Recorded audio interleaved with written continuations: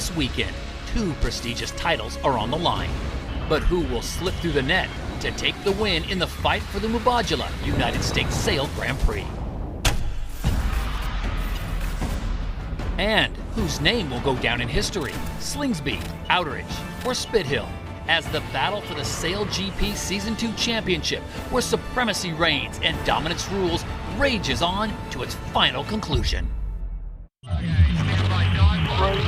2, 1. Here we go. Wing on! Keep going! Come on!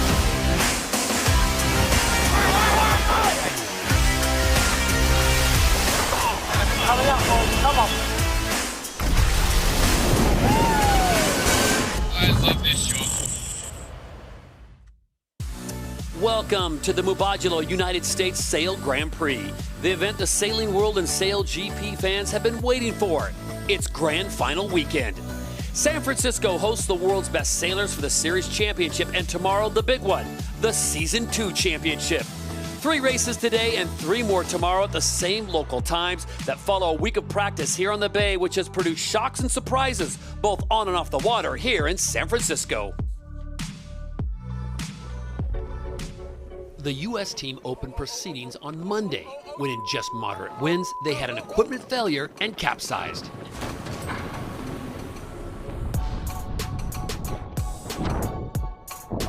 It could have been embarrassing with surfing legend Kai Lenny, but no problem. Yeah, all good. The wing, the hydraulic couldn't go. Oh no. The wing didn't pop? Yeah. Fortunately, there was no serious damage. There was a near miss with Australia, which could have knocked out both boats.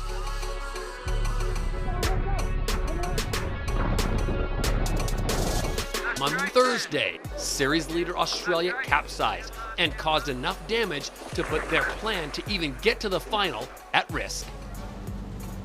Today it's really unfortunate. Going to have a lot of work to do to get the boat ready for the regatta. 2 days of non-stop work has repaired the boat in what normally would take a week. But today, Australia returns to action. So to Spain, and the biggest surprise, driver Phil Robertson left the team. Yeah, but don't tell me I'm prepared. I'm not prepared. And you know I don't feel prepared. The less time you give me, the more we're sacrificing this weekend. And that's what it is. Like my situation here is, you know, the teams have all been here for 8 days of training, and my team said I can do 3 hours. And for me, that puts me in a pretty compromised situation of actually not being prepared. One, from a safety point of view, because of the conditions that you can expect in San Francisco, and the other one from a competitive standpoint. Phil, he feels that he's superior in some sort. He was calling them a bunch of kids. But yes, if maybe he would have felt with more cohesion with the team, maybe the decision would have been a bit different. So Robertson, feeling he had no choice, left the team, which will now be led by Jordi Chamar. So let's quickly catch our breath with the standings and points as we close out Season 2. Clear at the top and confirmed in the grand final are Australia and the USA. Japan hold the vital 3rd position, and only a loss of points through disqualification and damaging into their boat could knock them out of the grand final, and the next boat on points would take their place. So here's how the next 2 days will unfold here in the Golden State on the USA's West Coast.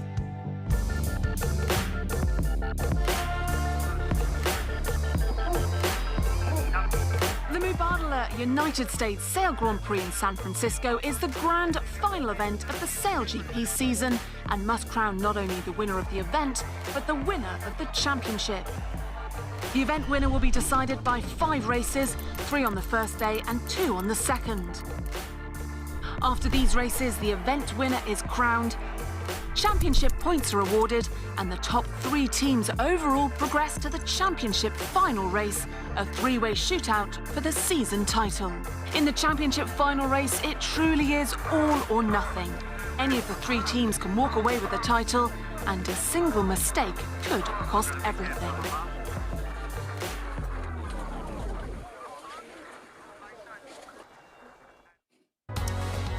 on the subject of the Season 2 final, at least for the moment, let's recall how the 3 finalists got here through 7 events in Season 2 of SailGP.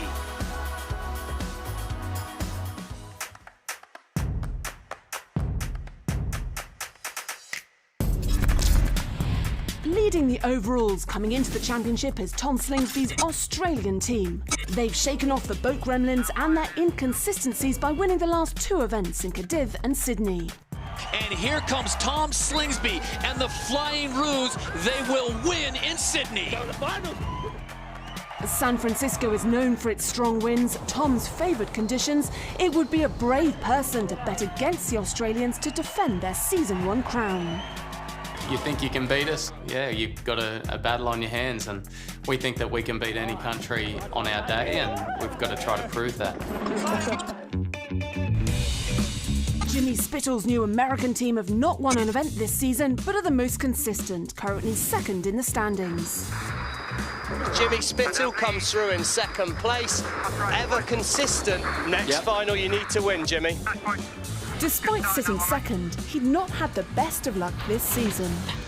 Getting taken out in the first event, snapping the steering gear, hitting underwater objects, broken bones. I mean, it's just been one thing after the other since the beginning of the season, but at the same time, what an awesome opportunity and test for a brand new team.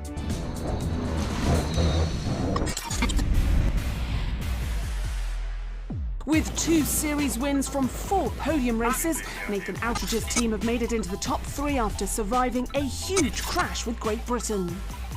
Outridge and oh my lord! No, the British crew have crashed. They have no rights there, lost control of the boat. There's going to be disaster for the Japanese and the British. You've got to be kidding me. There's opportunity for revenge after narrowly losing the Season 1 championship to Tom Slingsby. We just got to put ourselves on the start line, go as fast as we can on that first reach and steal a victory. This time with match racing expert Jimmy Spittle in the fold, it's going to be one incredible weekend of racing.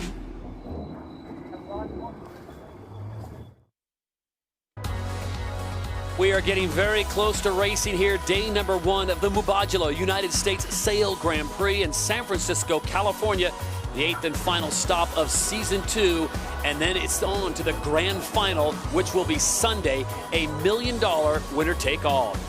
Well, it's well established in sport that pre-event nerves are actually a good thing, which our reporter, Olympic silver medalist Lisa Darmanin, put to the test this morning out on the bay.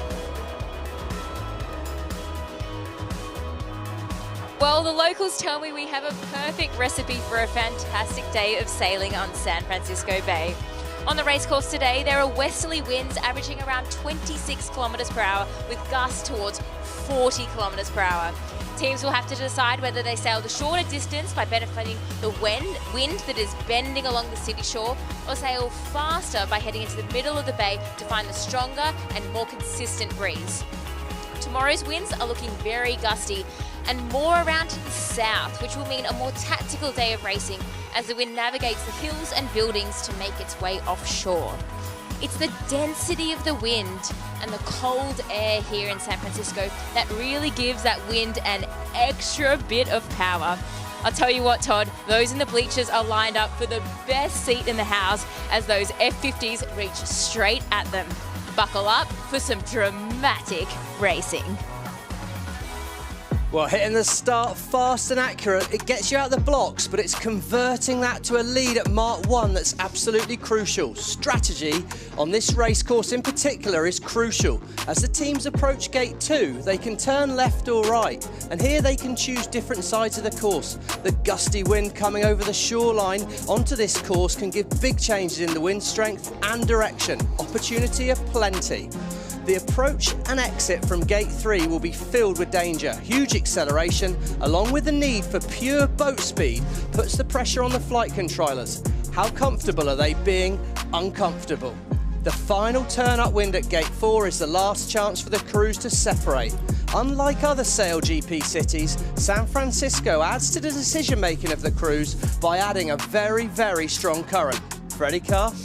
Oh boy, this is a big day, isn't it? This is a big day in the whole of season 2. It's an exciting race course, and it's not just the wind, it's the current. The current is really predominant here in San Fran, and you can see the current's on the change right now, and it's flowing anti-clockwise around our race course. You might think the boats are going to look to go offshore and get on the travelator upwind, but actually that's where the choppy wind against tide is. I'd expect them to look to the shore here, wind with tide, flat water, faster boat, quick manoeuvres.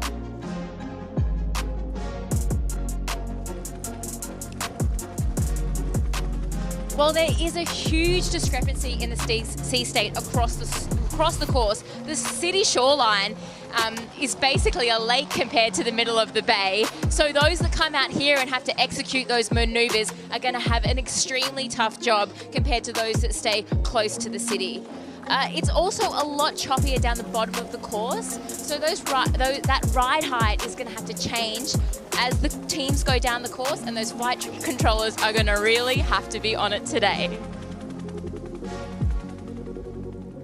Practicing this week, but their time is up with the start clock ticking down to the first race. Now, as we've seen all season, it's absolutely crucial to get a good start. And considering the start lines are 220 meters in length, there is plenty of choice of where to hit the line. So we've asked the SailGP Insights team to find what is historically the best place to start when the clock hits 0 here in San Francisco as we get ready for a great day of racing. Usually, we see most boats coming into the start from the furthest away from the wind. So let's see why. Measuring success as being the first to get to Mark 1, the percentages of success show that the worst position has been in the middle of the line with a success rate of just 23.8%. Slightly better is being at the windward end of the line, closest to the wind, with a conversion rate of 28.6%. But the clear winner is being furthest from the wind at the downwind end of the line at a whopping 47.6% success rate. And don't forget to watch out for the blue pointer where the computer calculates the best position to start from. We have it and the crews see it too on the monitors mounted on their wings.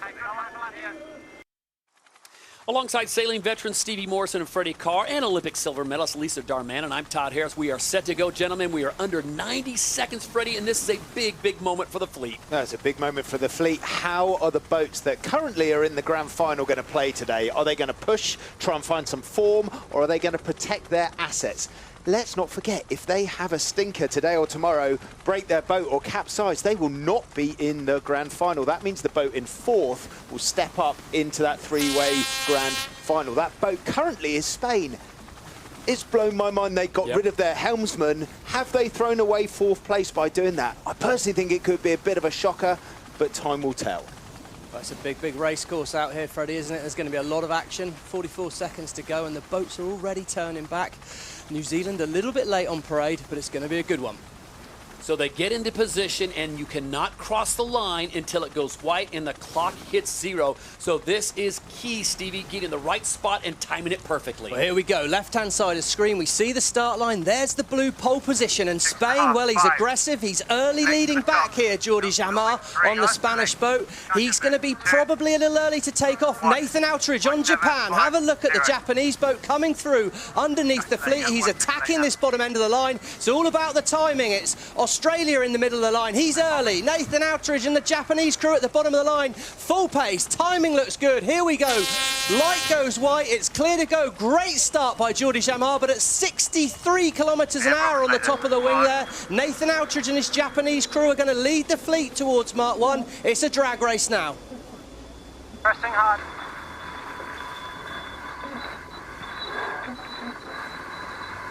All 8 teams often sailing in the San Francisco Bay. The key, mark number 1. Who's going to have the pole position? It looks like Nathan Outridge and Japan are in the prime spot. The bottom end of the fleet, left-hand side of our screen, was the shorter distance. Nathan timed it perfectly on the Japanese boat, and here they go. They have control of the first decision. It's tight, 2nd, 3rd and 4th. France, Spain and Australia. It's going to be a sprint down here as they approach gate 2.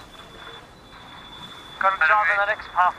Here we go, it's Nathan Outridge there talking about jibing in the next gust. He's looking backwards for that wind, listening to his wing trimmer Chris Draper, and they set up to jibe. So right now, Japan has control of the race course.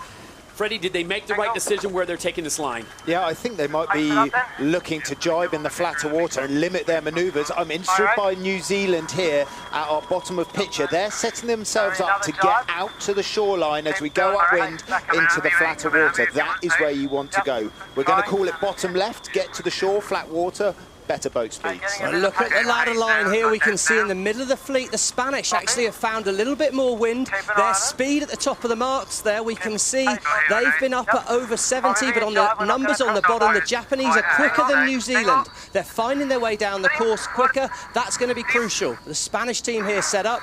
Jordi Jamal, that board's taking a long time to get on the lock.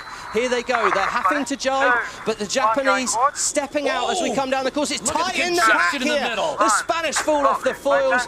Japanese set up to jibe, and it was a diving move by Peter Burling. The Spanish, oh, they've messed the jibe up. Big loss by the Spanish crew. Burling and his New Zealand crew charging in second, and they're all setting up for a right turn at gate 2. And as they come to gate number 2, it is Japan in the lead, New Zealand and the USA spurting into a prime position, but a near miss there, and a lot of confusion and a lot of congestion in the middle of the field. It's San Francisco rush hour. It's going to be San Francisco rush hour on that shore side. All the boats are trying to get out to that bottom left for the flat water.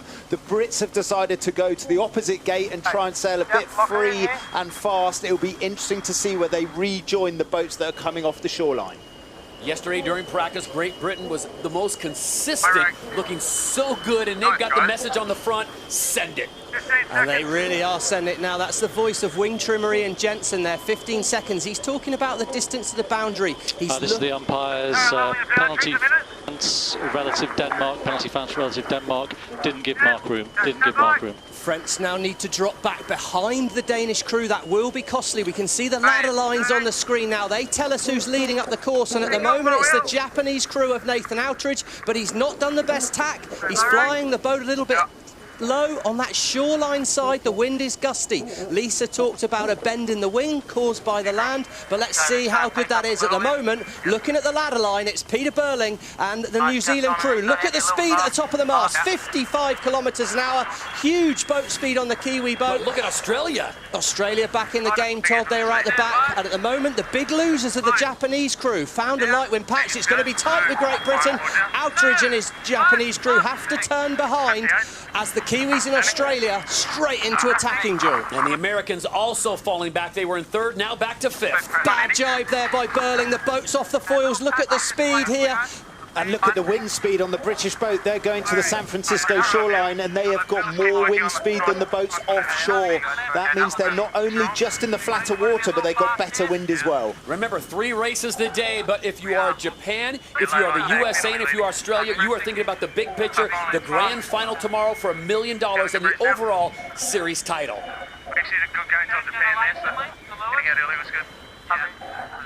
Leg 3 of 6, race number 1. We are scheduled for 3 races today here in San Francisco, and look how tight it is. We've got 4 boats all within 100 meters of each other. They're all going to break that ladder line. That's the voice of Tom Slingsby talking about the next manoeuvre. It's Burling who has the right of way, being on starboard tack above them. When the Australian crew tacks, they will have to keep clear of Peter Burling and his Kiwi crew. Oh, that's... Sorry about the language there. Bit of industrial stuff there. Just talking about being out of phase with the wind speed. Here comes Tom Slingsby. He's getting very frustrated as Burling sails him into the shoreline. Slow tack. Pretty unimpressed with the aggressive sailing there by Spithill. Look how slow they are at just 28 kilometres an hour, and it's at the bottom of the screen. Ben Ainsley and the British crew fly away. And Stevie and Freddie, in the meantime, Great Britain with Ben Ainsley just benefiting from the battles that are taking place on the inside. Yeah, they were the first boat to split and sail a different course at the bottom. They then got a nice shift out of the bottom and better breeze on that shoreline as well as flat water, and that's why we've seen this lead change. Really tight. Really tight there, Todd, and really light wind on that top right-hand corner of our screen. That yellow line says it's the ley line, but look at the loss. That's nearly 300 metres in the blink of an eye. Ainsley is heading back towards that lighter wind. He has had to tack. This could end up losing him a little bit late on, as the Kiwi crew will be set for a right turn, and we're going to see a split. So now the entire fleet is chasing Great Britain here as they make their way into leg number 4. New Zealand, Australia, Japan, and the USA fighting for that second position. Stand by, Charlie, here. Yep. 2, 1, coming down. So calm back on the course now as Australia and New Zealand sitting 3rd and 2nd respectively, and everyone chasing Ben Ainsley and Great Britain. Nice jibes on the boundary here as we go. A little bit of an early jibe by Australia, perhaps given the opportunity, but it's the movers and shakers through this race, and it's Great Britain that have really moved through the freak well. Calling 18 to boundary. Okay, stand by. That was the voice of Ian Jensen, the wing trimmer on the British boat, calling 18 to boundary. He's watching that monitor. He's informing Ben Ainsley of where the edge of the course is. He then takes the steering wheel and off they head down the course again. And it looks like they did make a loss on the British boat there in that lighter winds under the San Francisco shoreline. Fellas, is it the new branding on board Team Great Britain, because they are brought in a whole new paint scheme, but it seems to be paying off here in San Francisco. Absolutely fantastic to see. And look at their Mark 1 to now position. They actually had a very bad start off the top of the line. They got to Mark 1 in 7th, then now 1st. New Zealand had a lovely first upwind as well, moving from 5th to 2nd. And the big losers in that, Freddie, were the Japanese and Nathan Outridge. The USA also dropping back. They were sitting in 3rd at one point, now in 6th as we are on leg number 4. Then it'll be back up to the top of the course and then a quick left to the finish line, and race number 1 will be in the books. But it is Great Britain with a great performance. Stevie, you go back to leg 2 and 3, and that's where Ben Ainsley really made his move.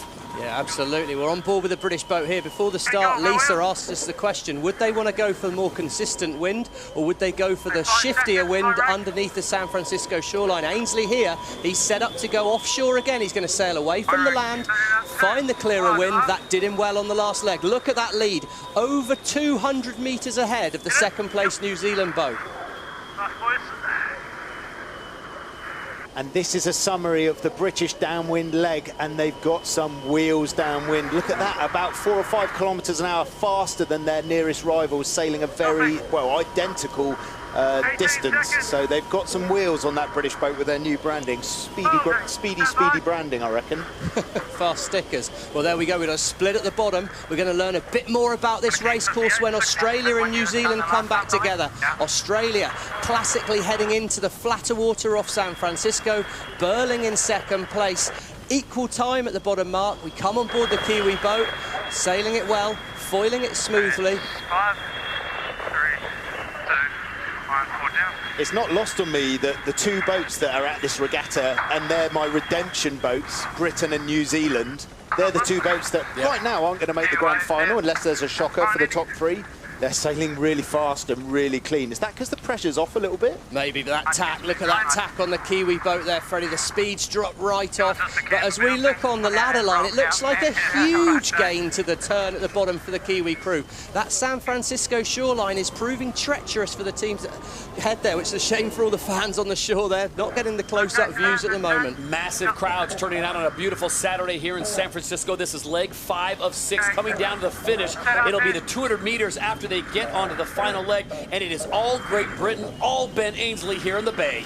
We see the ride height there. Look how high the British crew are flying at over 1 metre. We see them tacking. Watch for that hull. It's skimming. No, it's up in the air. Lovely tack on board the British boat. keeping it smooth. They really are sending it, and that ride height is constantly above 1 metre.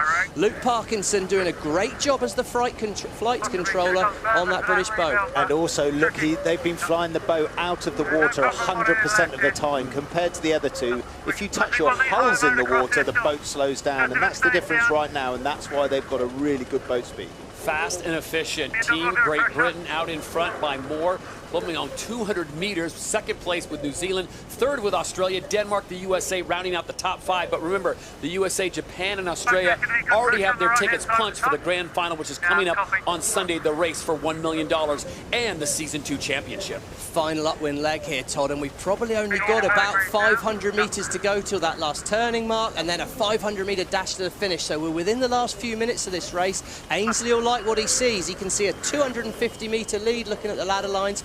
Burling in second, and it's going to be a tight battle for second. New Zealand has to turn away in the background as Australia comes flying in, crosses ahead. They had the right of way, and it's now... There we go. Ainsley. He's got enough of a lead that he can play it safe here. We should see the... Yeah, there it is, the yellow line of the ley line coming into play. Normally he'd tack right on that yellow line, but he feels he's far enough ahead to play it safe, go a little bit wide. And what would this mean to Team Great Britain? Remember, they have not won an event since going back to the first event of the season, Season 2, in Bermuda. They have been winless since then. But to wrap up the season, you talk about a road to redemption, winning the first and last event. They wouldn't be in the grand final, but what a way to cap it off. I think you've got to start looking at this as a start to Season 3, Todd, and as Freddie alluded to, let's hope not, but should anything befall one of the first 3 boats in the next day and a half of racing, well, 4th place boat will end up in that grand final tomorrow afternoon here on the harbour, and I think Ben Ainsley, well, you know, he's had worse comebacks before. On the final leg, leg 6 here in race number 1, day 1 in San Francisco at the Mubadala Sail Grand Prix. And what a performance. Ainsley did not have the best start, but consistency, and they kept the boat dry and flying fast. And the Brits will take the win in race number 1. Coming around now and sitting in a prime position and on their way to the grand final, barring any major incident, are the defending champions, the Aussies, and then New Zealand sitting in third. But all eyes on the Union Jack. Great Britain comes to San Francisco, and they will claim the win in race number 1. Your wing good? Yep, got it. We are.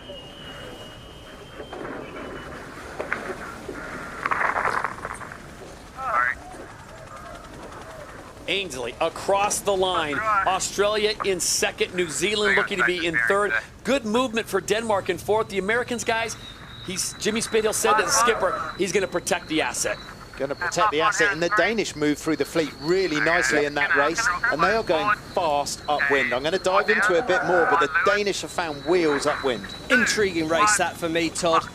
We don't know what these finalists are all thinking. For me, Tom Slingsby, wow, he looked fast. He came from well back in the pack, right up to second. Nathan Outridge, was he just practicing his starting? Did he back off? He was first at Mark 1. There's a lot of people that can try and take positives. Only the sailors are going to know what they really feel. As Denmark comes across, let's check in on the water with Lisa Darmanin to get a sense of what the conditions are like here in San Francisco. Lisa. Well, it certainly has changed since the start. The wind is really pulsing, so the left can work, but it's got to be good at the time. So the teams have to keep their eyes open and watch that wind dump over the hills. All right, we'll keep an eye on that as Ben Ainsley, Tom Slingsby, Peter Burling safely into the clubhouse as they get ready for race number 2 coming up shortly. Denmark will come across, then the USA will finish in 5th place with Japan in 6th, France and Spain bringing up the rear. But remember, it is all about getting the points to win not only the championship here in San Francisco for this regatta, but keeping your boat safe if you're in the top 3 to go to the grand final, and that will be Sunday afternoon. 1 race for $1 million. So 1 race complete, 2 more to go here on Saturday. And what a way to start things off, Freddie Carr, as we flash back to the key moment from race number 1. The British didn't get a very good start. You can see there they're doing 73 kilometers an hour. And the decision here to split gates and avoid the traffic compared to Japan, New Zealand and the USA was the race-winning maneuver. They were going out into the San Francisco traffic on the shoreline. The British chose to go to the other gate. They did a nice tack in choppy water, then got in more breeze, and that's where they took the lead, and they never looked back.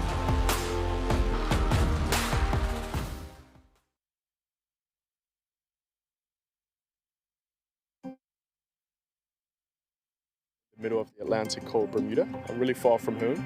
في مثلا بطولات أنا كنت إن أحلم إن أوصلها مثلا رياضة الشراع للسيل جي بي. It's something that I always wanted to be a part of. الحمد لله مبادلة ما قصرت معي في تحقيق حلمي. They expect absolute perfection here. أكيد بكتسب الخبرة من سيل جي بي. Welcome to the team.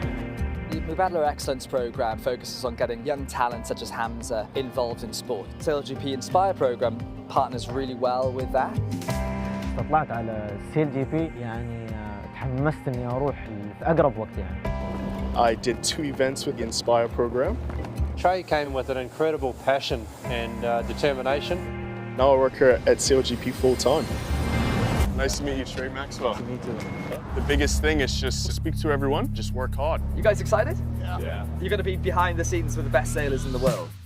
Inspire is just an opportunity for you to get engulfed with all the aspects of SailGP. أنا بعدني صغير في العمر ووايد متحمس إن آخذ معلومات من الرياضيين العالميين في هذا المجال. I'm on the chase boat department. Make sure that the power boats are in tip-top shape, and we assist the F-50s. The USA team capsized. We had to rush over there. And that was the first time you see an F-50 on its side? Oh yeah, I was like, no way. Doing a good job. Keep it up. Thank you, Brad. Andy, Safety 2 is finishing up for today. The reward for all that hard work is just seeing those F-50s on the water. لازم تصبر في فترة معينة عشان توصل لهالشيء. مش في يوم وليلة أنت بتوصل I'm just super thankful for this experience.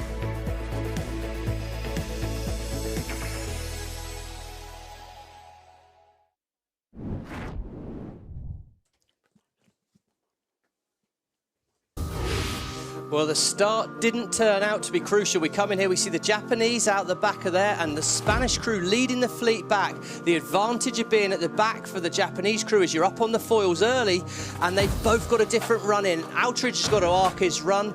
The Spanish are coming in. They can't accelerate yet. You see they're still not off their foils because they're too close to the line. Timing was absolutely perfect for Nathan Outridge and his Japanese crew. Brilliant start by both boats. Okay, I'm going to keep it really simple for you here. When you have the highest average speed and you sail the shortest distance around the race course, you're probably going to do really well, and in the British case, win. So that was a fantastic race by the British. The other number to look at is the Spanish average speed. They fell off the foil on the first jibe and went from joint first to last.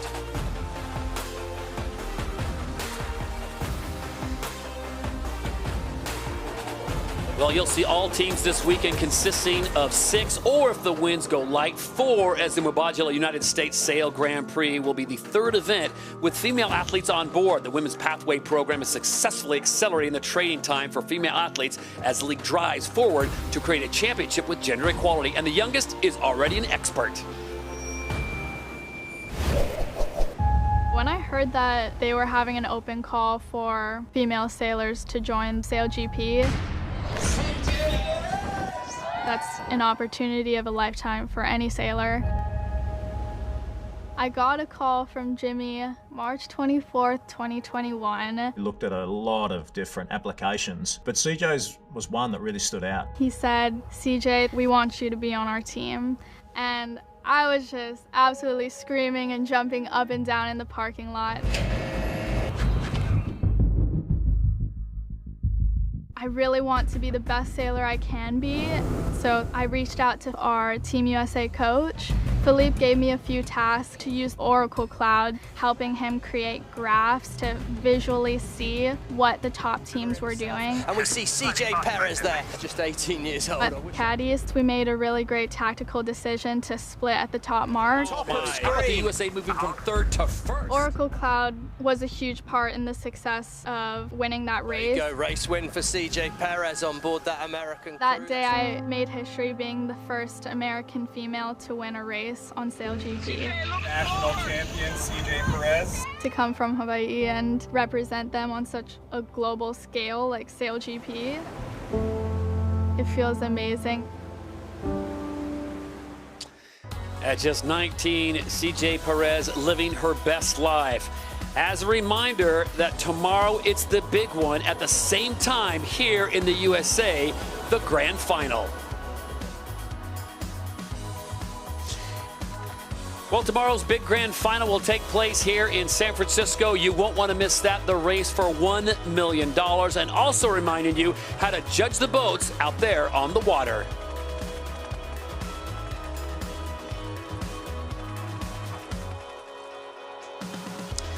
Well, you want to make sure that you're up to speed on how everything takes place and how we keep track of the boats when they're out there on the water here in the San Francisco Bay.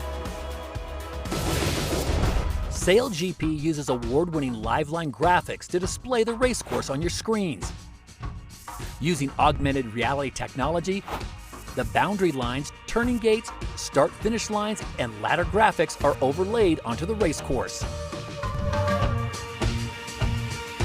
The fastest way for the F-50s to navigate the course is to sail at an angle of 45 degrees to maximize the power they gain from the wind. And to illustrate who is ahead, the ladder graphics are overlaid on the racecourse. The ladder lines are spaced 100 meters apart, allowing us to easily see who is ahead no matter which direction a boat is traveling in. In this example, the Japan team on the right is in the lead, followed by the New Zealand team and then the Danish team in the middle. On the left-hand side, you can see the Great Britain team have some work to do to catch up with the USA team following behind. Here you can see that the New Zealand team are leading the Great Britain team even though they are sailing in different directions, as the New Zealand team have made more progress up the ladder. As we now get set for race number 2, 2:45 away. Reminder, Great Britain winning race number 1 with Australia, New Zealand, Denmark, and the USA in the top 5. But we also want to remind you that the USA, Australia, and Japan are into the grand final, which is tomorrow, and that's the race for the overall championship. So protecting the asset is one way of looking at it, Freddie, but I'll tell you what, Great Britain would love to win the overall here in San Francisco to bookend their season after winning Bermuda, the first event. Yeah, that's right, and they're going to be looking like New Zealand, like Spain, to win this event and slide up to 4th overall and then wait for potentially a disaster in the front 3 and get in that grand final. Stevie, one thing that's jumped out at me this weekend that we haven't seen previously in Season 2 is the ability for the crews to talk to their coaches. What do you make of that?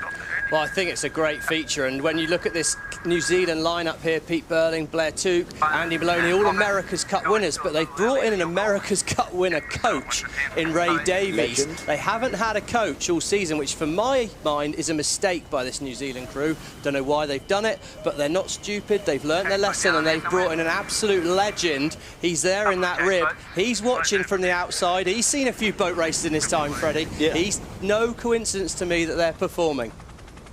And he was the tactician on board Emirates Team New Zealand when they were in the America's Cup match here in 2013. He knows these waters better than most. He really does. And he'll be talking to the boat during the racing. That's mind-blowing.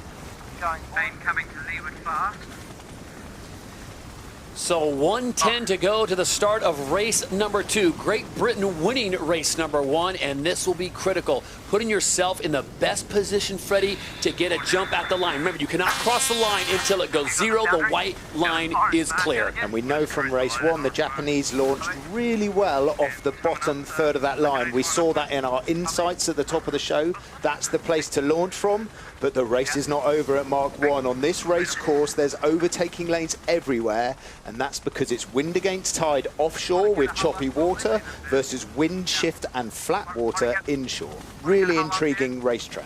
Well, and here we go. We've got 32 seconds to go, and out the back it's New Zealand and Spain. A complete change of strategy for the Spanish, but Nathan Outteridge on the Japanese boat here in the middle of the line. 22 seconds. All the boats are a little bit earlier. It could be the British crew coming at the bottom in the bright blue. They're close with that Danish crew. They must keep clear. Who's gone timed it right? New Zealand are on the foils out the back. Is there a gap for them to find it? I think there is too little too late, and it's Outteridge on board the Japanese boat at the top of the line. Look for the line trying to turn white.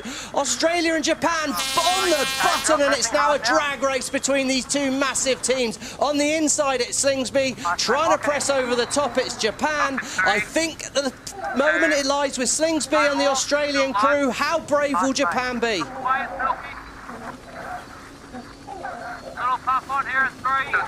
As they approach mark number 1, this is race number 2, and it looks to be like the Aussies might have the best position as they get set to make the turn. And look at Japan and Outeridge over the top. Japan have got to keep clear. He's pressing so hard. Wow, that's a precursor for tomorrow's grand final there. An absolute power of strength. My wing, 2, 1, going forward. Early jibe by Outeridge. He doesn't like the light winds under this San Francisco shoreline, and in the background, Slingsby. Oh, look at this. They lost control of the boat. Fly too high. They're going to be down. They're not going to be foiling. Big loss coming here for the Japanese crew. Massive mistake. 24 kilometres an hour. Australia and Slingsby. He'll have absolutely loved that. He fell over in front of him, and Slingsby's gone off down the racetrack and away. There's two things I picked up from the onboard comms there. Chris Draper said, I've lost the screen on ports. They've lost their tactical aid. Nathan Outeridge replied, if it's going to go wrong, let's make sure it happens today. Well, it's good to find the positive in these situations. And we see on the ladder line at the moment, Australia to the left of the screen have gone well, but it's Quentin de la Pierre and the French crew at the moment who are maybe 50 metres ahead, pressed in a little bit further towards San Francisco, and it's the French and the Danish. They're the gainers at the moment, and what are they going to choose at the bottom of the course in Gate 2? And look at Great Britain looking so good in race number 1, bringing up the rear in 8th position, but Ben Ainsley has shown what he can do. Look at these numbers across the board. France now in the mix with Denmark, who had speed at the end of race 1. Yeah, France are hauling, and they are more bow down than the other boats, which means their nose is pointing towards the water. Super risky, but super fast. He is fast and loose, Quentin de la Pierre, as he jibes there. He looks like he's setting up for a right turn, but it's Nikolai Sehested is the big gainer on this downwind. Look at the speed from Denmark. He's going to go left turn. That worked very well for the British crew, and at the moment, these first 3 are boosted away. 2, 1, angle. Good pressure on board with Denmark SailGP, presented by Rockwell. Nikolai Sehested doing a fantastic job here in the bay as they move into first place, and they are on to leg 3. There we go, Angelo. That's some Spanish we're going to have to learn this year. That was Jordi Jamar on the helm there of the Spanish boat. Great rounding, good first downwind leg. Burling and the Kiwi crew dive inside there as we come on board with the French. Great first downwind for Quentin de la Pierre here, and they set up. Here we go. It's a drag race now. They're in by this shoreline. Right of screen is Australia. It's a test of your boat speed now. How high dare you fly the boat, and how do you keep the boat fast? But at the moment, good gains for Sehested and the Danish crew. As Freddie said before, they're fast upwind these last few days. They seem to have found the magic formula, Freddie. Wind speed holding right around 24 to 25. It was as high as 30 kilometers per hour. Now it's starting to dip down, guys, coming up on 21 kilometers an hour. So a big drop at now 20. Yeah, I agree. It looks really light right now. Don't sound like not great comms on board the Danish boat. They're not used to leading, but there's definitely everyone that steps away from the San Francisco shore towards the bottom of our screen currently is finding more wind, is finding a gain.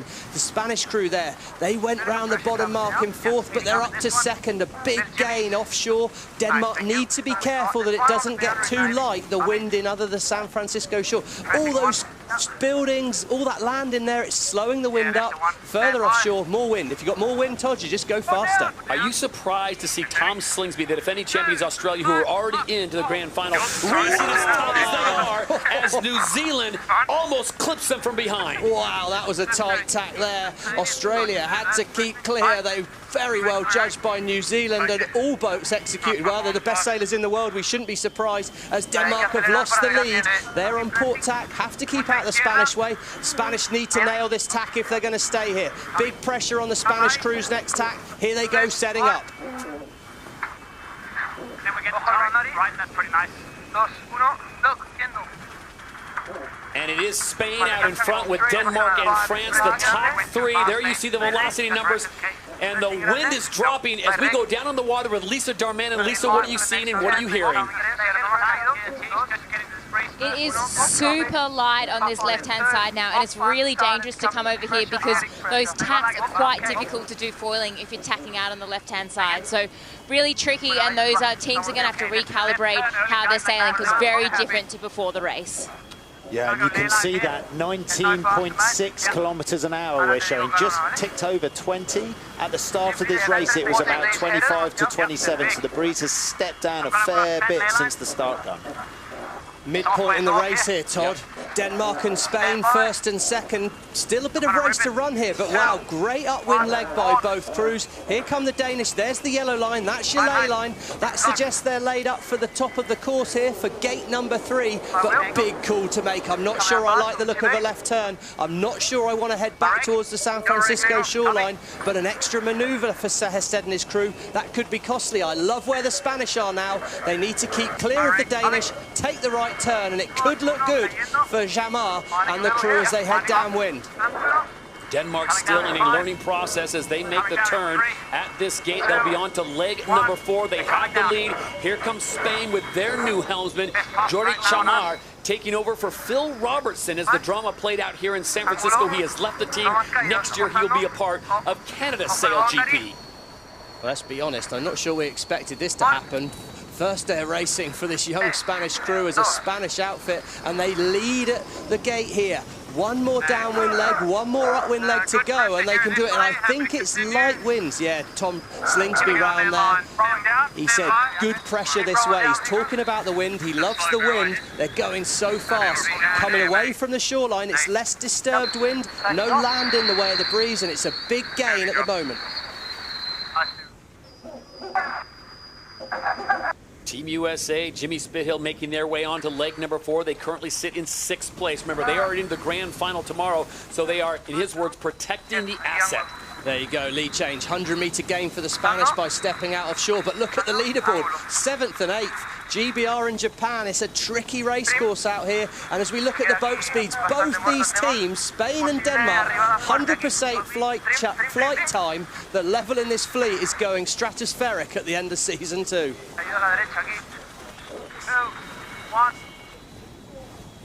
Everyone looking for that breeze. As Lisa reported from down on the water, very light. The closer you get to shore, Spain looking good right now. Jordi Chamar taking the lead from Phil Robertson on board as we take you on board Spain SailGP. They have the lead ahead of Denmark and Australia sitting in 3rd, with New Zealand and the USA rounding out the top 5. This is leg 4 of 6. Todd, they've put it in the water. That's going to be costly. They're on port tack now. If it's close, the Danish will have the right of way. It is close. Ooh. It's a lead change. Denmark, look how high they're flying. The boat is getting light at the bottom of the course, and any mistakes are being punished. That's a 100-meter mistake in that jibe by the Spanish. Okay, so Sehested wants to turn left. He wants to come away from the shore. One more jibe should do that for him.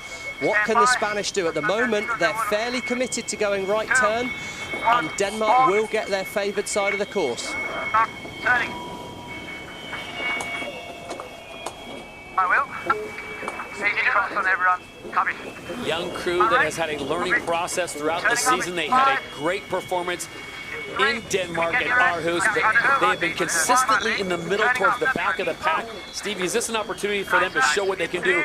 Momentum carrying them into season 3. Yeah, I mean, we just heard the wing trimmer, Tom Johnson there. Easy cross, he said. God, you know, just love to hear words like that when you're on the bird. Calm support, but look, the Spanish, oh, that's some bit of bad luck. Oh, the Australians stuff it.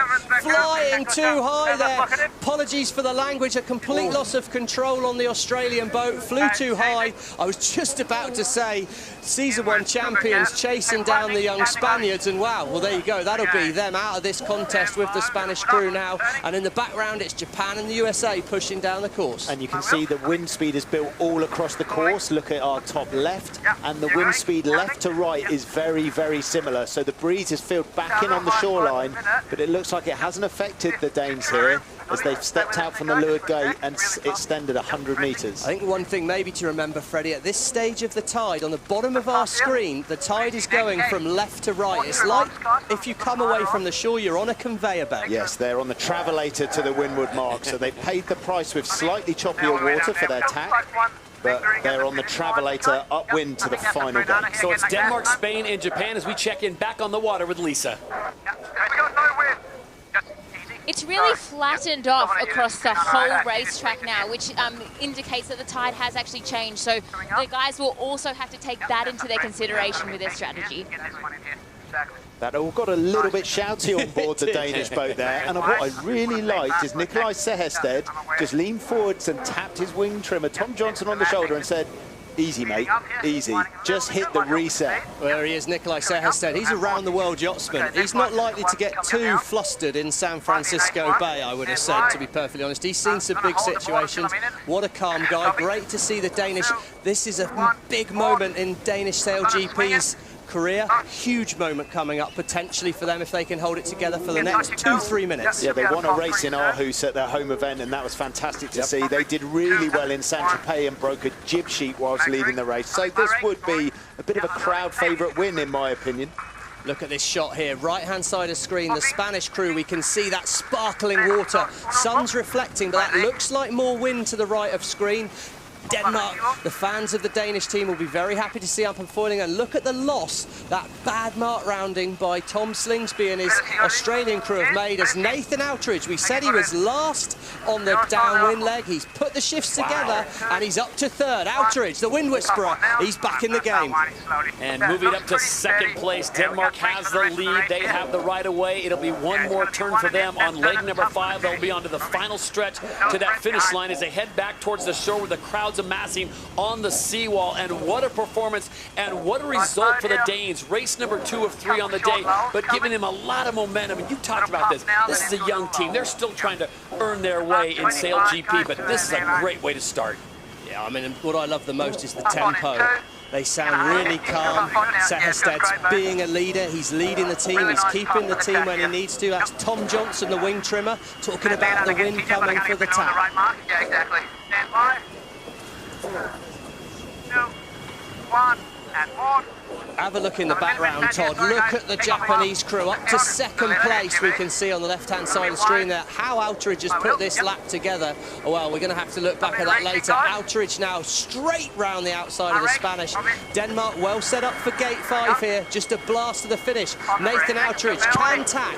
It's going to be very, very tight with the Spanish crew, but the Spaniards have to be careful here and watch out for Nathan Outridge and his Japanese crew. He's got to put the tack in carefully. He will gain right of way, tacking onto starboard tack. It's going to be tight. Here goes Japan onto starboard tack, gains the right of way. Spain must go behind, and it's Japan. Well, 0 to hero on that upwind leg. What a performance by Nathan Outridge. His squad looks to be on their way. Meanwhile, Spain comes off and they put both holes in the water. As Japan speeds away, they'll hold on for second place, but all eyes on Denmark as now the Aussies come into play. And you know Tom Slingsby's going to push the issue just a little bit. He's got to be careful here. He's on the inside. I'm not sure if he got there. I think he got there too late. That's going to go to the umpires, Craig Mitchell. For me, that was too aggressive from Slingsby. He gained the overlap so late. But congratulations, Denmark. The Australia relative Spain, penalty Australia relative Spain, not entitled to mark room. Not every day I'll say this, Todd, but I agree with Craig Mitchell on there. That was a bit too late for the Australian crew. I think that was too aggressive, but wow, fair play. You've got a final tomorrow, Tom. So that's a put-behind penalty, right, Steve? He needs the Australians have to do. Sorry, Freddie, yes, exactly. It's a boat-on-boat penalty, so the Australians must get behind Spain, but what they'll do is they'll put... He's having a whinge about it. He's having a whinge. He is having a whinge, but he's got to. He'll be put 5 seconds behind Spain now. Well, Tom Slingsby living up to Tom Slingsby, doing Tom Slingsby things as he got very aggressive there on race number 2, coming up on that final leg, really putting the pressure on Spain, and he gets the penalty. So he will finish in 4th place behind Spain as we take you back on board. And look at this view. Here we go. Australia, double speed, but it's not until he gets an overlap that the Spanish must keep clear. Spain enter the circle first. He's too late in behind on board the Australian. It was too late he dived in. Penalty Australia. And there you go. I've got to say, I do agree with that. We're on board Australia, on the back of the Australian boat now. That's the view of Slingsby, how he's judging that. Oh, he's just diving in. And we're sorry about the language there. A big, tight moment. He's 24 hours out from this final. Huge moment. So race number 2 in San Francisco at the Mubadala United States Sail Grand Prix has come to a conclusion.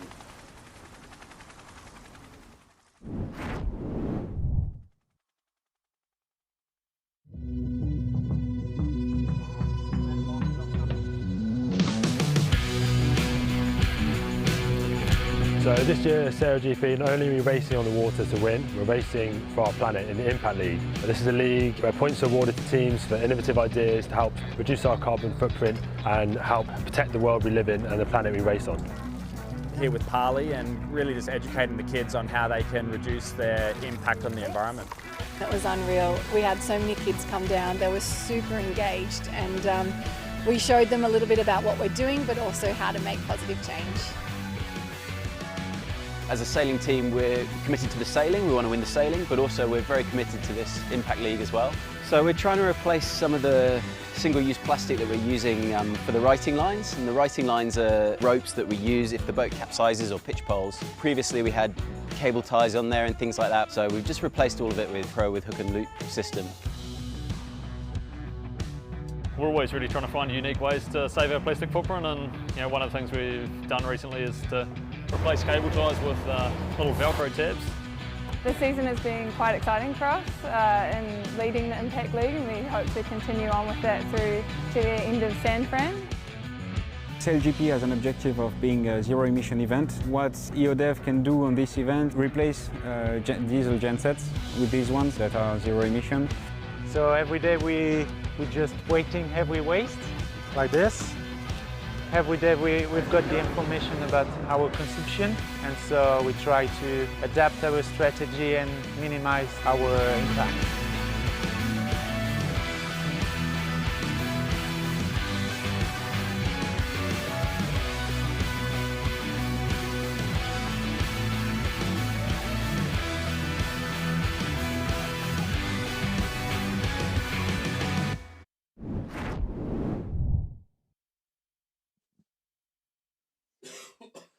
Well, the start here was, again, pretty crucial, and it was Japan and Denmark leading back first and second in the race. Danish in great control of this start from very early on. Out the back of the picture, the Spanish, well, they learnt their lesson of not being there too early, but they got themselves a bit trapped outside the back. 5 seconds to go. Alteridge pops the boat onto the foils on the Japanese boat, but Nikolai Sehested, as the gun goes there, brilliant start by Japan and Australia, but Sehested, great control, tactically positioned perfectly.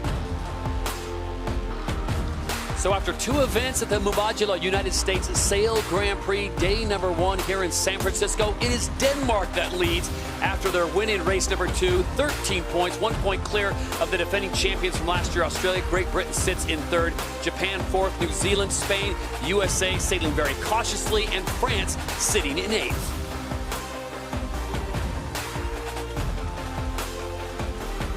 Massive crowds turning out from San Francisco. Remember, this is a sail-friendly town, to say the very least. You go back to 2013, the America's Cup put on an amazing show as we approach 6.5 minutes to go before we get to the 3rd and final race of the day, with the conditions changing rapidly. It'll be interesting to see how it all plays out. Lisa Darmanin down on the water here in San Francisco on the bay.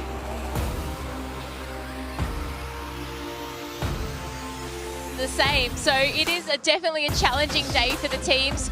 The wind has pulsed in a little bit, but the tide has changed, so it's flattened off across the course, but this left side I think is actually quite favoured upwind because they're not getting sucked down the course. So something for all the sailors to check. I know that their coaches were throwing in tide sticks to check what was happening, because it's not necessarily what the modelling is saying. So another tricky race ahead.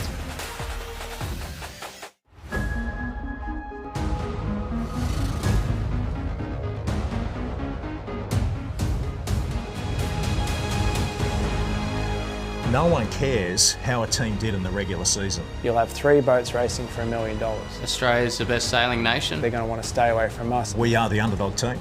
I would be crazy not to say that we're going to win. Tom was lucky last time. The favourites don't always win. We are so ready. The only thing people will talk about is who won SailGP.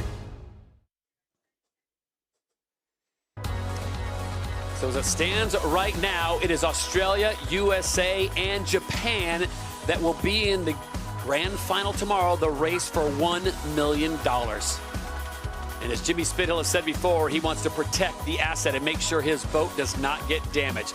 So let's look at this season's bridesmaid, Jimmy Spithill, in charge of the U.S. team, the only finalist not to have won a series final this season. The question has to be, what must he do to get a win? Where do I start? I mean, it's just been one thing after the other. But at the same time, what an awesome opportunity and test for a brand new team. Jimmy, he's a fierce competitor, and we've all seen he's hugely determined. Spithill entered America's Cup folklore in 2013 when he led Oracle's record-breaking comeback to retain the cup. But he hasn't won anything since, not even a SailGP event. He hasn't won a final yet. He probably knows in his own mind that he's got to change. We can sit here and complain, and we can come up with an excuse as to why we're not going to win, or we can say, well, we're going to move on, we're going to learn from this experience, and we're going to get stronger. Our mindset going into San Francisco, which has to be a different mindset than what it's been this season, is we need to get comfortable being uncomfortable. Aussie attitude towards the jib is to set it and just leave it. You know, I think we work intentionally to load the wing as much as we can going into the bottom. That has been our approach. As Jimmy said, we've got to get comfortable being uncomfortable. But in this final, we're going to be free boats. If you think that match racing one of the boats make you win the $1 million, you will be mistaken. It's not going to happen that way. You need to be the fastest, smartest boat around, and the last thing you want to do is match race another team.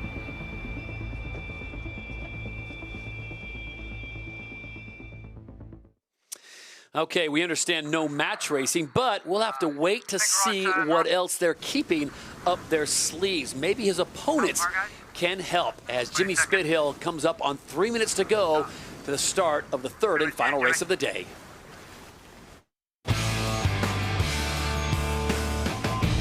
Jimmy Spithill is a legend of our sport, but for sure Jimmy's strength is match racing. I think, yeah, I'd be lying if I said I would love to go head-to-head with Jimmy in a match race and make the race play out like that. On the foils with 10 seconds to go, Spithill nails the start. Jimmy's just very aggressive sailor. Watch the Americans and the French. If there's a boat there who's sort of bothering him or one he wants to fixate himself on, he will go after them. He's dived inside, looks to head up. A lot of shouting there between the French and the USA. But I also feel Jimmy's very predictable. He doesn't move too far away from his playbook. You know, there's no question Jimmy's been the most consistent this season.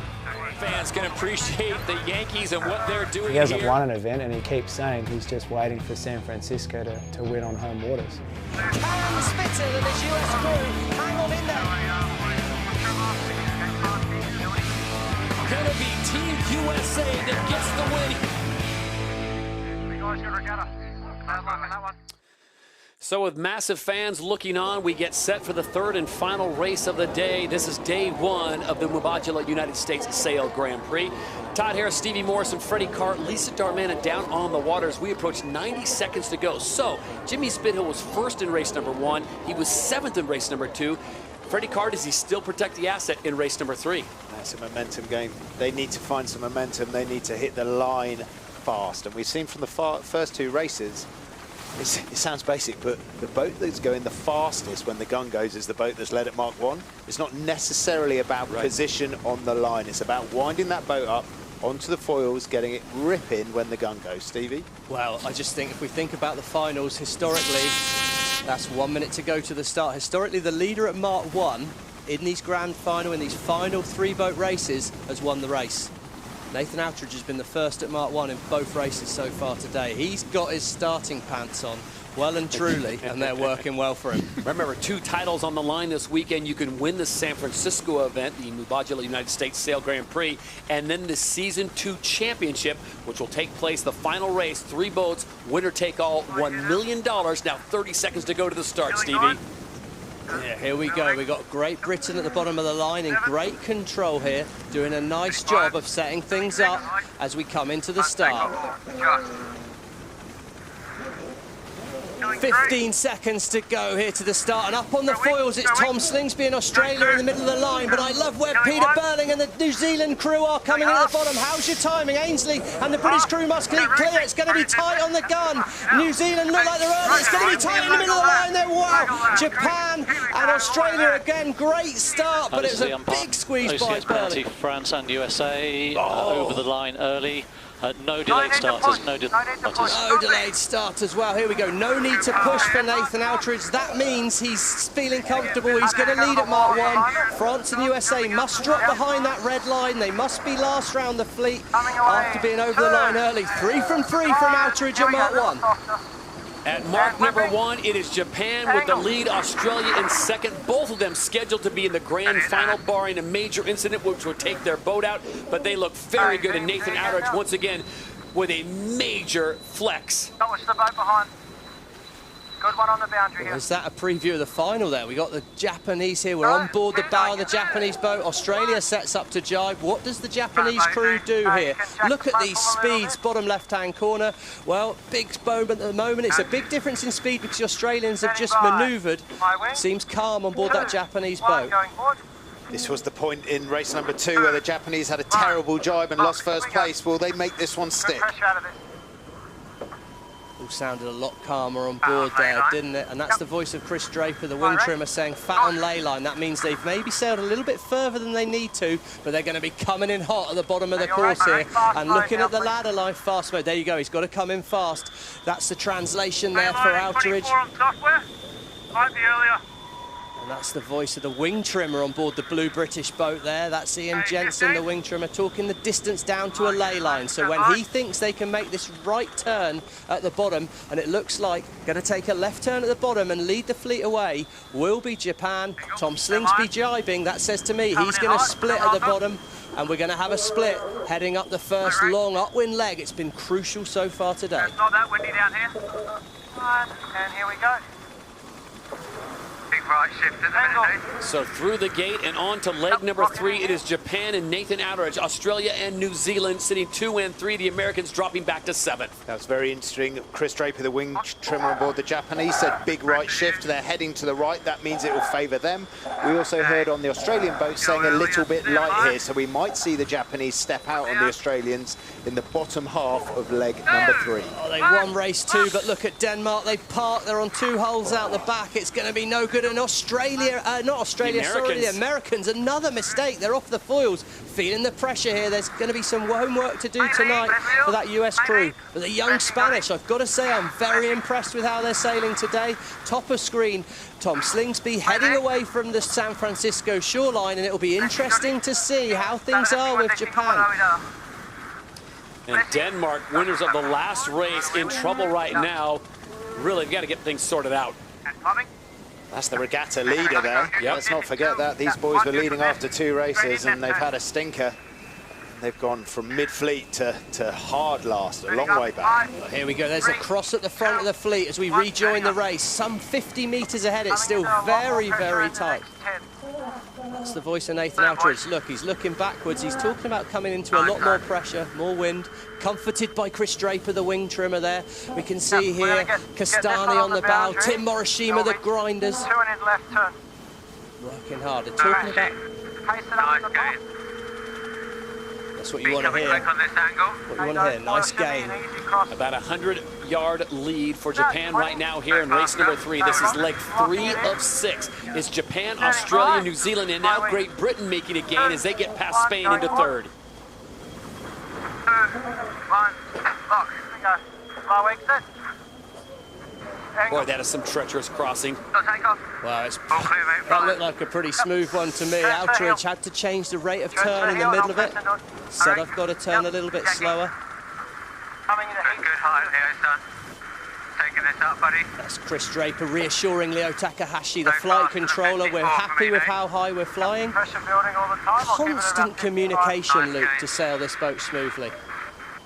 God, if I'm on board that Japanese boat, I'm excited about how fast they're going. There's just confirmation of the Japanese getting to Mark 1 in first place. That's their hat-trick of Mark 1 first places today. But unlike the first two races, they've locked it in, and right now it looks like they're going to convert it into a race win. All good, Leo. So I was messing around there, mate. Calm conversations between Draper and Outridge. At the mark. Yeah. I'm not sure I'd want to ask Chris Draper to have a look for the mark. He's not got the best eyesight on the boat. I'd have a look myself, Nathan, if I were you, to be perfectly honest. But I don't think at the moment he's going to be too worried, because that's a big lead. What an upwind leg. In phase with the wind shifts. They're sailing nearly straight up that ladder line at the moment, progressing to the gate really quickly. Yeah, Chris Draper's called the Flying Mole for a reason, because he sails flying boats and he's as blind as a mole. Well, right now he's doing a fantastic job as they come up on the next gate, gate number 3. This will put them on to leg number 4, more than halfway through the third and final race of the day. And they've had to, Freddie's point, amazing start, but can they convert it now into a win? Well, at the moment they've gone round, the wind has rotated well round to the left, and exactly as Tom Slingsby says, because the wind's turned towards the top left-hand corner of our screen, it means they'll be able to come round this mark, jibe quite soon, and head straight down. Tight at the bottom though, Ainsley tacks on to starboard, Spain must keep clear, and they're going to be coming in. Will Ainsley choose to do another manoeuvre? I don't know. Fast on board the Australian boat. Attack bear away is being called on board the British boat. We know that attack bear away, or a Dino as it's called in the sailing world, is high risk because the boat accelerates massively. Let's see how they go here. High, flying high into the tack. If they pull this off, it'll be pretty nice. Do you know, that's fairly clean in this wind strength. Got away with that one. Nice manoeuvre. Ben Ainsley called it nice. Take it. Had his heart in the mouth there, and look at this, what a sight. Japan and Australia, they're gone. Look in the middle of screen. Jimmy Spittle and his US team going to be contending that final tomorrow. They've got to find something, because they're nearly 800, 900 metres behind here, halfway through the race. Well, the question is, where is the wind and where's the sweet spot on the course? For that, we check in with Lisa Darmanin down in the water. Well, right now I'm down at the crowd looking at the atmosphere, but the wind has increased across the course and the crowd is loving it. They've been cheering the whole time and they just can't wait for that finish, because the boats are literally heading straight into that grandstand. Look at this perfect day, and the fans are packed into the grandstand, some sitting on the seawall to see the best sailors in the world duke it out here on day number 1. Remember, more racing coming tomorrow, but this is day 1, race number 3, leg number 4, and it is all Japan. So this is the leg summary from the upwind, and you can see the Japanese did a really nice job of sailing the wind shifts, therefore the shortest distance. They picked a really nice tactical route around the course, did one less manoeuvre, and extended on the Australians and the British. There we go, that was Nathan Outridge thinking of trying to take the right turn to go where Australia will go, but decided late on, keep it simple. And here we go. This will be a big moment here as Australia on starboard coming in, but it's the young Spanish crew coming in from the top of screen. They're going to have to keep clear, but a big gain for Japan, big gain for Spain, and Slingsby, well, he's going to head towards San Francisco and hope he smells a good wind shift out of the donut shops on the shore there. Just heard Chris Draper. He's been very vocal in this race, and I picked it up on the first upwind. He said, I'm messing around here with the wing. He went round the leeward mark there, and he said, I don't really know what's going on with my wing, so maybe this win for the Japanese isn't quite set in stone yet. And how much of this is R&D for the grand final? How much are they testing? How many chances are they taking out on the water? Word on the street is the Japanese might have found a bit of a secret weapon with their wing setup, so maybe that's what Chris Draper's messing around with. Who knows? Thought you were supposed to keep that one hidden until tomorrow. Conspiracy theory. Oh, I thought that was a secret till tomorrow, but top of screen, look how slow the Australians are, 37 kilometres an hour, up and foiling, and the Japanese crew there in the middle of screen. left, 10 more. Yeah, that's Chris Draper, the wing trim there, telling Leo to chill. Young Takahashi, he's new in this role. He's working with a gold medalist Outeridge, bronze medalist Draper. It's a big pressure role for Leo Takahashi, and he's going to be really, really excited in that position. Chris doing a good job. Here we go, cross coming up here, the right of way with the Spanish. Young Spanish crew are doing a fantastic job moving up through the fleet. Slingsby yields, has to go behind. When they come together again, further up this final upwind leg, the right of way will be with Slingsby as he comes from the right. And remember, at the end of race number 2, it was Spain and Australia that got into it, and Australia getting the penalty, having to drop behind. So it's Japan in the lead, Spain in second, Australia in third, Great Britain in fourth. The Americans have moved up to fifth. Good opportunity to look at the true wind speed on board Spain and Australia. Looks pretty similar. Maybe Australia is in slightly less wind out on the offshore side, but it will be close when they come back together. On board with Australia now. Nice tack there. They stick it on the foil. They're still level as we look across that gain line now. 200 metres ahead of the Japanese crew. And here we go, they're boosting. We are one tack left turn to the finish, okay? Good pressure again up here. Very big lead, okay? It's just our boat from here. There you go. I bet he hopes he says that in 24 hours' time. If he says that in 24 hours' time, he's $1 million richer. We have got about 15 seconds, so you'll get up.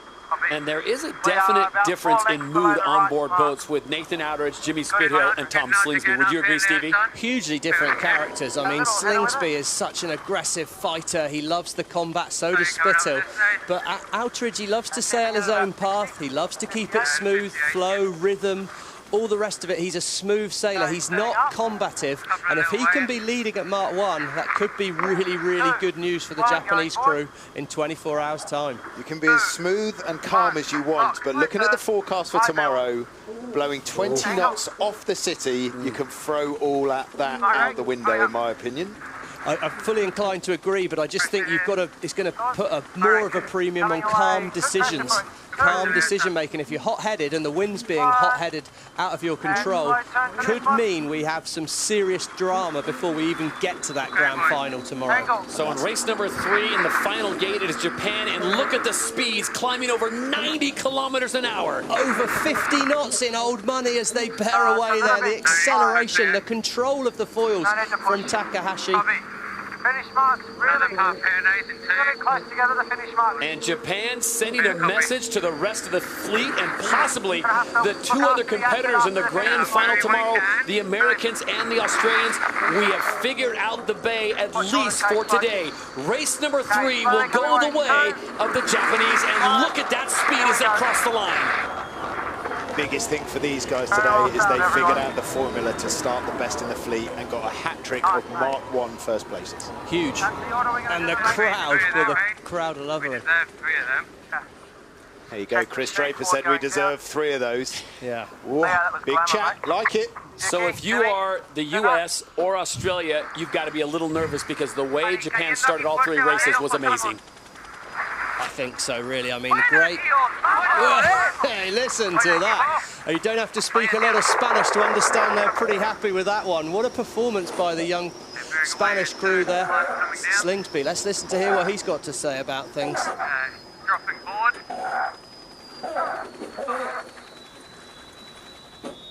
Yep, go for it. Well, sounded a bit frustrated on board. Certainly not the buzz on board that Australian boat. Plenty to think about. Brilliant. I think good hustle from Ben Ainsley. That means a good comeback. The Americans still coming across the line here. They've got an awful lot to think about. They've got to reinvent themselves overnight for me here. Nathan Outeridge, well, I know absolutely who's going to sleep best tonight. No, it's not the Americans. They haven't looked all featured at all today, really, and they certainly haven't looked electric.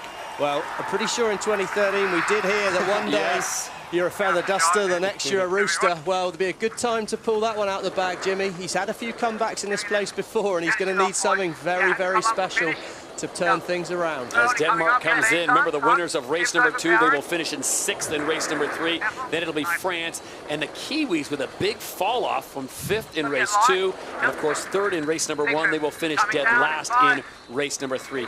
Stevie, while we have just a moment these boats cross the line, what makes San Francisco so special and so tricky? It's just consistently good wind. The current churns the sea state up so it can become choppy. You've got the shoreline on the left, skyline buildings, and the wind's trying to bend around the land. It's not a steady wind. The wind is always changing direction. It's always changing strength, and it's just windy, brutal, cold, and you're punished for any mistakes. So race number 3 goes the way of Japan. Nathan Outteridge hitting speeds over 90 kilometers an hour here in San Francisco. Yeah, you can go Jim down, yeah. Mud will take you that way. Guys. So the debriefing begins for all 8 teams as we can flash back now to the 3rd race, and Freddie Carr find a key moment in here. It's got to involve Japan, right? Oh, it does involve Japan, and it was their first jibe. They did a really good job of starting today. They led to Mark 1 in all 3 of the races. In race number 2, they really messed up that first jibe and went from first to right to the back of the pack. So in my mind, there was a lot of pressure on this maneuver. They really had to nail this jibe, and they really did. They had a very short 4-board time, lifted the windward board quickly and got ripping, and they were fastest boat into the bottom gate. Well, if you're Japan and you're a fan of Nathan Outteridge, you got to look at his day. Race number 1, he got 6th place. Race number 2, he got 2nd place. Race number 3, he got 1st place and now leads the event. Tied with Australia with 18, 2 points clear of Great Britain. Denmark really had a difficult 3rd race, sitting in 6th. And now you see Spain, New Zealand, the USA in 7th, protecting that asset. Protecting the asset, but it's a confidence game like all sports. You've got to build your confidence, and for Japan, Australia and the USA, who's firing, who's not, and I think the race results tell their own story there. Interesting to see the British move up into 3rd place. That could feature if they finish 4th overall.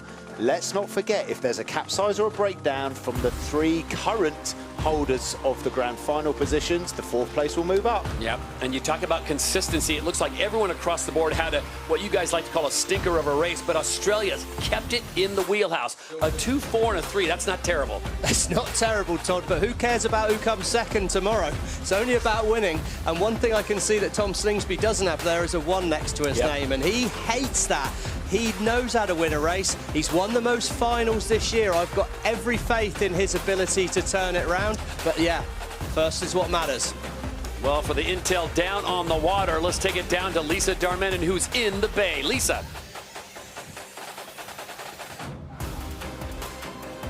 Well, what an amazing day of racing out here today. It was really tricky, so those tacticians earned their keep today, but tomorrow will be a completely different day of racing with huge gusts expected as the clouds move across the course and bring the breeze. So we thought today was patchy, tomorrow's a whole new ball game. We've got an average of 30 km/h winds tomorrow and gusts of up to 50 kilometers per hour. So it's going to be really, really, really tricky. And tomorrow's forecast means that absolutely anything can happen. So we might not have the sunshine, but we're in store for some great racing.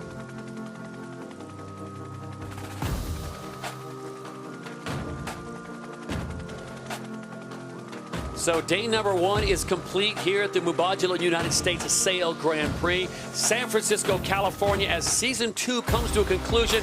Let's take a look back at race number 3, Stevie. Some amazing stuff going on. Well, yeah, the Japanese had a brilliant starting strategy today. They were often in the middle of the line, but they always got up on the foils, and this start was really aggressive at the bottom here. Burling at the bottom of the line. Look at him. He's diving in for that gap below the British crew. The New Zealand crew, as they come round behind, now they're overlapped. As soon as the boats are overlapped, the British boat must keep clear. Burling sends him up into the wind, slows Ben Ainsley's British crew down at the gun. It's perfect timing, but he's not foiling. Japan is.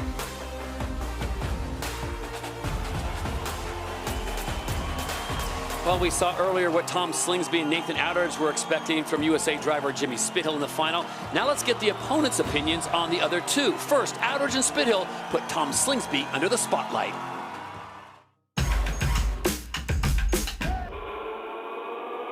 Tom is a bit of a streaky sailor for me. He's a great guy. And he thrives on confidence. And if he starts off an event weekend in good shape. He's near impossible to beat. By the Australian crew, and well, that was a textbook race. But if he's struggling, if they're not gelling as a team or something's not going well,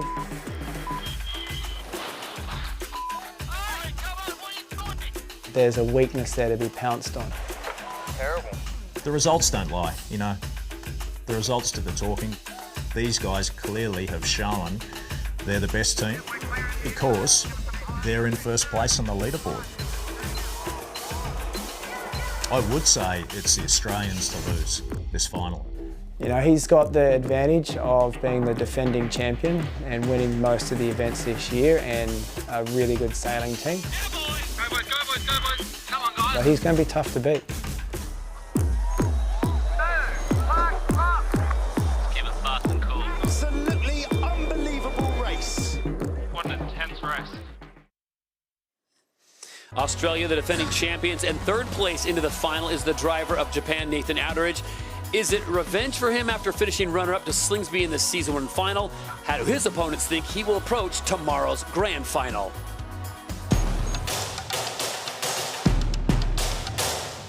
Nathan Outteridge is sort of probably one of the most natural sailors I've ever seen. His ability to pick wind shifts and find more wind on the course than other people is second to none. Foils, Nathan Outteridge. And his ability to sort of not get rattled and keep a very calm boat is it's unbelievable, really. Now let's try and get off the line at least. I just know Nathan's style isn't really a suffocating style. He doesn't like to get all over his opponents. He likes to sort of sail freely and pick the wind better than his opponents. We can definitely overcome some real challenges and things that are thrown our way, and you'd have to say that for the Japanese team as well. Yeah, look, I think there's no surprise to see the Japanese going into the final here. They were battling it out for the $1 million during season one. Massive mistake, entering early. Nathan can win in any condition, there's no doubt about that.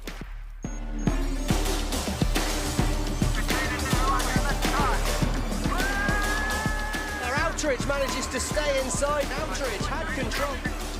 Oh yeah! Nice work.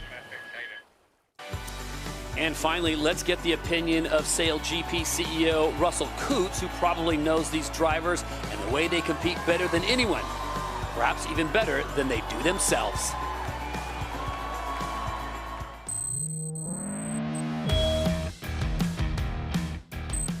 So you look at somebody like a Jimmy Spittle, for example. He's been actually the most consistent of any of the teams in the league. On the foils with 10 seconds to go. Spittle nails the start. But he hasn't yet won an event. Not a single event. Yeah, Jimmy, he's a fierce competitor, and we've all seen he's hugely determined and never give up. A lot of shouting between the... Well, I think the Australians are sailing incredibly well. You know, they've won 4 events in the season. Congratulations, Australia SailGP for the victory in Aarhus. They are the dominant team. What you see is what you get with Tom. And he expresses it, you know, it's there, it's direct, it's honest. You get a reaction from Tom. I think Nathan Outteridge is the underdog. I think the US team and the Australian team, in my view, are the favourites, with the Australians probably being the strong favourites. But having said all that, that almost gives Nathan a mentality where I've got nothing to lose. He can push things hard, and in a way, if it comes off and him and his team sail a brilliant race, they'll walk out of it as the season champions. We will see if Russell has it right. Day one of the Mubadala United States Sail Grand Prix has come to a conclusion. Take from it what you will as the fog rolls in. Japan carrying a whole lot of momentum as we head into day number 2. So for Stevie Morrison, Freddie Carr, Lisa Darmanin, I'm Todd Harris. We'll see you tomorrow as the battle in the bay rolls on. Relentless.